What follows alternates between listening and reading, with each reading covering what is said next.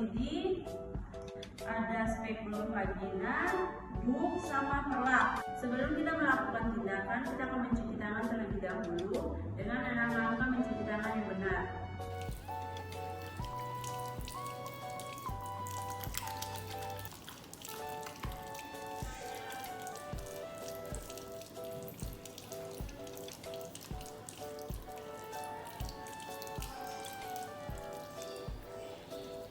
Sebelum kita melakukan tindakan, kita akan memakai APD terlebih dahulu.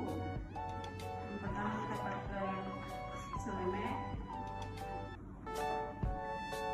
Setelah kita memakai selemek, kita akan memakai masker. Setelah kita memakai masker, kita akan memakai handscoon. Sebelum kita melakukan tindakannya, kita akan meminta ibu untuk buang air kecil terlebih dahulu.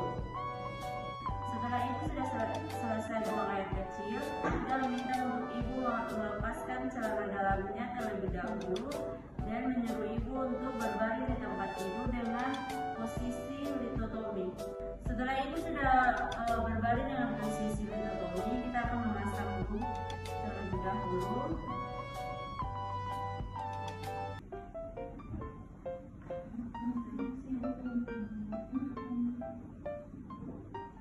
Setelah kita memasang buk pada pasien, kita akan membersihkan area vagina pasien.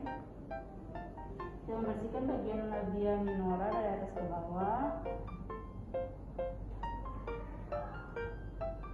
bagian labia minora dari atas ke bawah, bagian tengah dari atas sampai ke anus. Setelah kita membersihkan area vagina pasien, kita akan memasang spekulum vagina. Ibu, di sini saya akan masukkan alat. Sebelum saya masukkan alat, ibu tarik nafasnya ya bu. Mungkin alatnya pas masuk agak terasa tidak nyaman ibu. Permisi ya bu.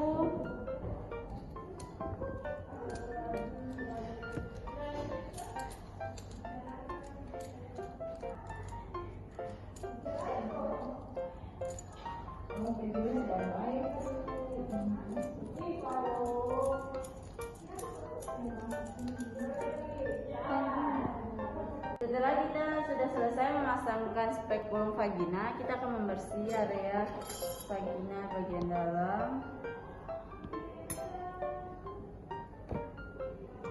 Permisi ya bu.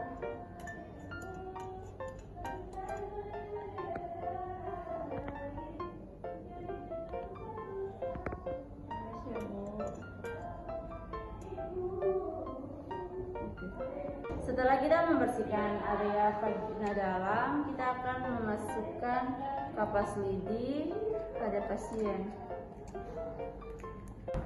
Ambil kapas lidi, kemudian masukkan ke dalam larutan asam asetat, kemudian masukkan ke dalam vagina, tunggu 2-3 menit.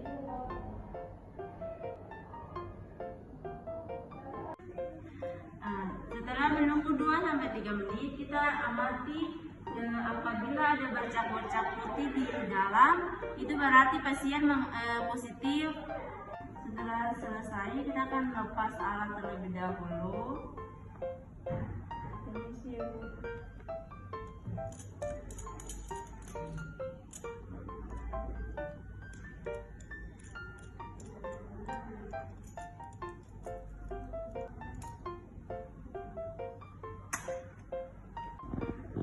Setelah selesai lepas alat dari vagina pasien, kita akan membersihkan area vagina pasien. Permisi ya bu.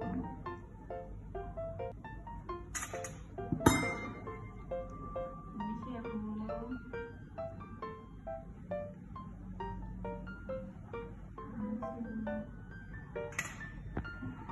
Kita sudah selesai melakukan pemeriksaan IVA. Kita akan membersihkan alat. Permisi ya bu.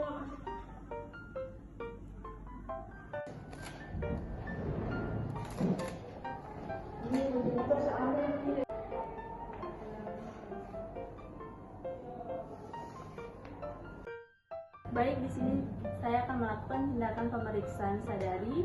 Alat dan bahan yang perlu disiapkan, yang pertama pantom, yang kedua baby oil, yang ketiga bantal, yang keempat handuk, yang kelima cermin. Baik, sebelum kita melakukan tindakan, kita akan mencuci tangan dengan 6 langkah mencuci tangan yang benar. Yang pertama, yang kedua, yang ketiga, yang keempat, yang kelima, yang keenam. Langkah pertama, berdirilah di depan cermin dan kedua tangan di pinggang. Perhatikan ukuran, bentuk, dan warna payudara atau perubahan bentuk seperti kulit payudara mengkerut, adanya benjolan, puting berubah posisi, kemerahan, nyeri, ruam-ruam atau bengkak. Langkah kedua, angkat kedua lengan ke atas, amati jika ada perubahan pada payudara. Gunakan 3 atau 4 jari tangan kiri untuk memeriksa payudara karena dengan cara merabanya secara teliti dan menyeluruh, dan lakukan hal yang sama pada payudara sebelah kiri. Langkah ketiga, angkat tangan kiri, gunakan 3 atau 4 jari untuk meraba payudara secara menyeluruh. Mulailah pada tepi luar, tekan dengan jari dalam gerakan melingkar dengan lambat di sekitar payudara dan secara perlahan bergerak ke bagian puting. Langkah keempat, perhatikan puting apakah ada tanda-tanda yang tidak wajar seperti luka atau koreng. Perlahan pencet puting payudara sebelah kiri dan perhatikan adanya cairan yang keluar. Ulangi pemeriksaan pada payudara sebelah kanan. Langkah kelima, berbaringlah mendatar terlentang dengan lengan kiri di bawah kepala dengan sebuah bantal atau handuk yang dilipat di bawah bahu kiri. Gunakan gerakan sirkular yang sama seperti yang diuraikan pada langkah ketiga.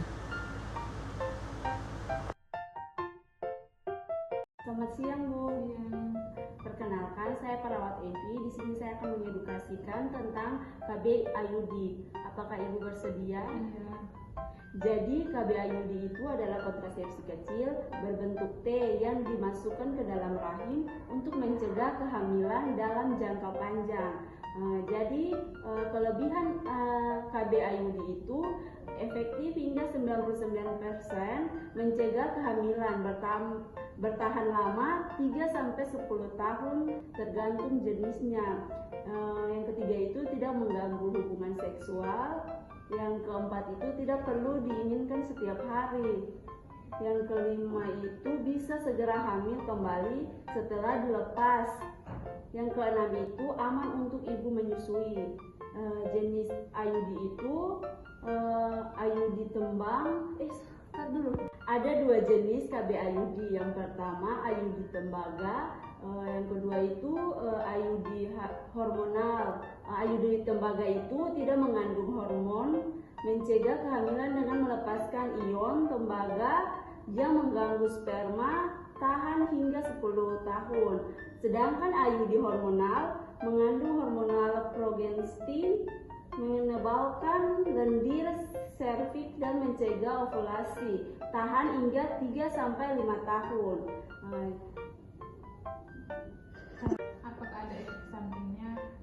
Ada efek sampingnya, Bu. Jadi efek samping yang pertama itu perdarahan tidak teratur, terutama pada awal pemakaian. Yang kedua itu nyeri atau kram perut, beberapa orang merasakan setelah pemasangan. Yang ketiga itu perubahan hormon IUD hormonal seperti perubahan mood atau jerawat. Yang keempat itu infeksi, resiko infeksi pada beberapa bulan pertama. Yang kelima itu IUD keluar, kadang bisa keluar atau berpindah posisi, begitu, Bu.